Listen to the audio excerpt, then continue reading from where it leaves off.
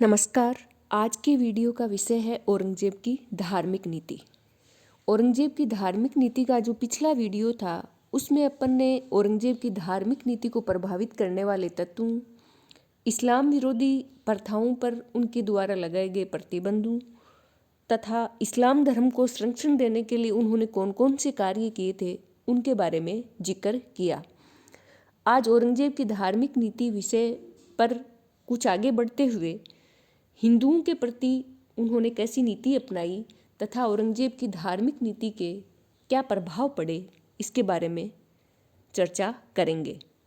तो पहले देखते हैं हिंदुओं के प्रति औरंगजेब द्वारा अपनाई गई नीति।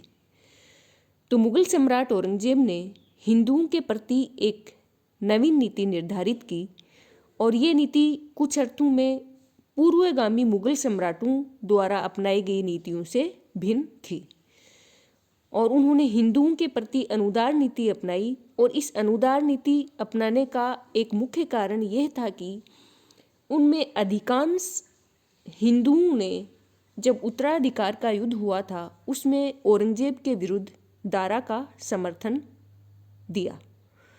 अतः उन पर नियंत्रण रखने के लिए औरंगजेब ने कुछ सख्त कदम उठाना आवश्यक समझा और इसके साथ ही हिंदुओं द्वारा धर्म परिवर्तन को भी उन्होंने प्रोत्साहित किया और धर्म परिवर्तन करने वाले हिंदुओं को सरकारी नौकरियों का सम्मान एवं धन का लालच भी दिया गया।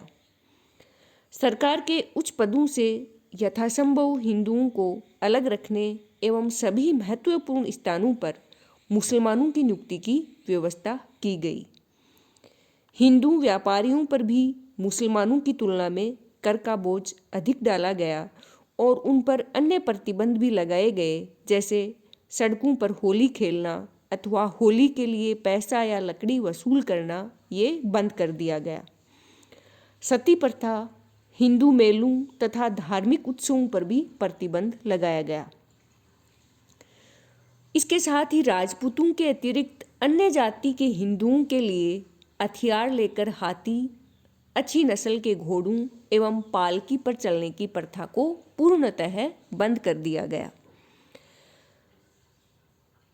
और हिंदुओं के संदर्भ में अपन देखें तो औरंगजेब का जो सबसे अधिक विवादास्पद कार्य था वो ये था हिंदू मंदिरों को तोड़ना, उनकी शिक्षण संस्थाओं को बंद करवाना तथा जजिया एवं तीर्थ यात्रा कर पुनः लागू करना।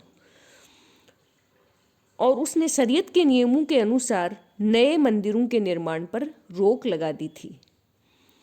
यद्यपि पुराने मंदिरों की मरम्मत की अनुमति दी गई थी, परंतु इसके साथ ही अनेक मंदिर भी तोड़े गए।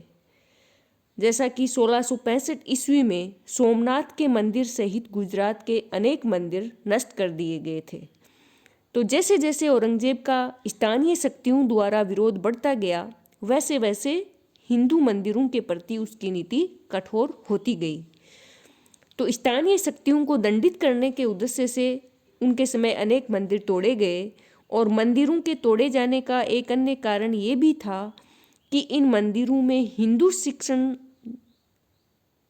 की समुचित व्यवस्था थी और उनका ये भी मानना था कि इन हिंदू शिक्षण संस्थाओं में इस्लाम विरोधी प्रचार होता है और यहाँ शिक्षा प्राप्त करने अनेक मुसलमान भी आते थे, तो इससे उन्हें इस्लाम धर्म का प्रभाव घटने का भी खतरा पैदा हो गया था। इसलिए उनके समय में बनारस, मथुरा, उड़ीसा, राजपूताना और देश के विभिन्न भागों में अनेक मंदिर एवं उनकी मूर्तियां नष्ट कर दी गई। हालांकि 1681 ईस्वी के पश्चात मंदिरों के तोड़े जाने की प्रक्रिया धीमी पड़ गई थी और औरंगजेब ने 1679 ईस्वी में अकबर द्वारा हटाया गया जजिया कर भी पुनः लागू कर दिया। इसके साथ ही धर्म यात्रा कर भी वापस लगा दिया। तो औरंगजेब की इस नीति का काफ़ी विरोध हुआ, परंतु फिर भी वह अपने इरादे पर डटा रहा। औरंगजेब ने सुन्नी मत के अतिरिक्त अन्य धर्मों के प्रचारों, यहाँ तक कि शिया एवं दाऊदी बोहरा पर भी प्रतिबंध लगा दिया था। तो ये थी मुगल सम्राट औरंगजेब द्वारा हिंदुओं के प्रति अपनाई गई नीति। तो इस्लाम विरोधी प्रथाओं पर उनके द्वारा लगाए गए प्रतिबंधों, इस्लाम धर्म को संरक्षण देने के लिए उनके द्वारा किए गए कार्यों और हिंदुओं के प्रति जो नीति अपनाई गई, उनके आधार पर अनेक विद्वानों ने औरंगजेब को एक धर्मांध व्यक्ति माना है और अपनी धार्मिक नीति द्वारा उन्होंने बहुसंख्यक हिंदुओं का समर्थन भी खो दिया था, जिससे मुगल साम्राज्य की जड़ें भी खोखली हुई। इसके संदर्भ में लेनपून का भी कहना है कि अपने इतिहास में मुगलों ने पहली बार एक कट्टर मुसलमान को देखा और एक ऐसा मुसलमान जो अपना दमन भी उतना ही करता था जितना कि अपनी प्रजा का, और एक ऐसा बादशाह है जो अपने धर्म के लिए अपने राज्य सिंहासन को भी छोड़ने को तत्पर था। हालांकि अनेक आधुनिक इतिहासकारों ने इस विचार का खंडन किया है कि औरंगजेब एक धर्मांध एवं अनुदार शासक था। उनके अनुसार या उन इतिहासकारों का ये मानना है कि औरंगजेब की नीतियां धर्म से उतनी अधिक प्रेरित नहीं थी जितनी कि राजनीतिक, नैतिक अथवा आर्थिक कारणों से।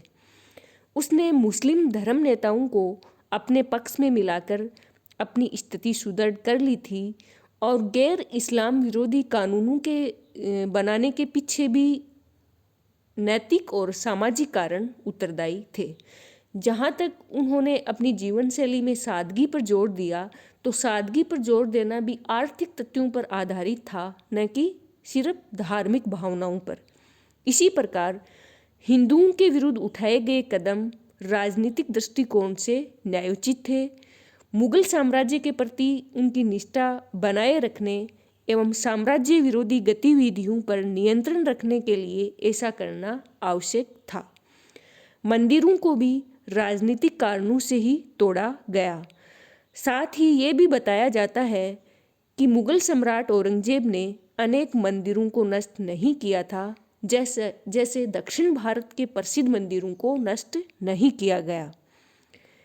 बंगाल में औरंगजेब के समय कुछ नए मंदिर भी बने थे और उसने हिंदू मंदिरों एवं मठों को अनुदान भी दिए, जैसे इलाहाबाद, बनारस, उज्जैन, गया, चित्रकूट आदि स्थानों में मंदिरों को दान दिए जाने के प्रमाण मिलते हैं। कुछ गुरुद्वारों को भी भूमि अनुदान दी गई और 1659 से 1685 ईस्वी के मध्य औरंगजेब द्वारा जो आदेश जारी किए गए थे, उनसे भी इन तथ्यों की पुष्टि होती है। इसी प्रकार उनके समय में जो जजिया लगाया गया था, वो जजिया लगाने का उद्देश्य भी हिंदुओं पर आर्थिक दबाव बढ़ाना नहीं था, बल्कि मराठों और राजपूतों जो उस समय युद्ध पर तुले हुए थे, उनके विरुद्ध मुसलमानों को संगठित करना था। और जहाँ तक धर्म परिवर्तन का प्रश्न है, तो औरंगजेब के समय में बड़े पैमाने पर हिंदुओं के धर्म परिवर्तन का भी प्रमाण नहीं मिलता। और जहाँ तक अपन शासन काल की तुलना के बारे में अध्ययन करें, तो शाहजहाँ के समय की तुलना में उच्च वर्गीय हिंदू सरदारों की संख्या औरंगजेब के शासनकाल में अधिक थी। यानी शाहजहाँ के समय में हिंदू उच्च सरदारों की संख्या 1/4 थी, वहाँ औरंगजेब के समय में ये बढ़कर 1/3 हो गई थी। तो वस्तुतः यह कहना कि औरंगजेब ने इस्लाम को राजधर्म घोषित कर दिया एवं दार उल हरब को दार उल इस्लाम में परिवर्तित करने के लिए धर्म युद्ध छेड़ दिया था, यह कतई उचित नहीं है। हालांकि इस बात को स्वीकार करना पड़ेगा कि औरंगजेब ने अपनी नीतियों को इस ढंग से कार्यान्वित किया और अपने व्यक्तिगत विचारों को जनता पर इस प्रकार थोपने के प्रयास किए, जिससे प्रतिक्रिया प्रारंभ हुई और उस प्रतिक्रिया के गंभीर परिणाम, दूरगामी परिणाम भी निकले। तो निष्कर्षतः है, मुगल सम्राट औरंगजेब की योग्यता, उनके गुण और उनकी नीतियाँ, ये सभी उसकी उस व्यक्तिगत धर्मांधता के आगे दब गए जिसका प्रयोग उसने एक शासक की हैसियत से किया था।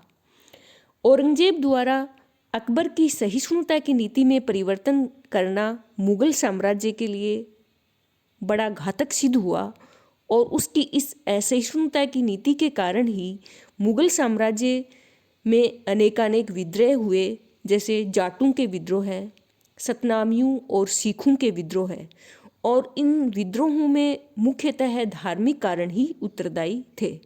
इसके साथ ही राजपूतों का विरोध और मराठों के संघर्ष का कारण भी राजनीतिक के साथ साथ धार्मिक भी था। तो औरंगजेब की धार्मिक नीति से राज्य में अशांति, अव्यवस्था और निरंतर संघर्ष की स्थिति बनी रही, जिससे न केवल औरंगजेब एक असफल शासक सिद्ध हुआ, बल्कि मुगल साम्राज्य के पतन के लिए भी वह उत्तरदायी बना।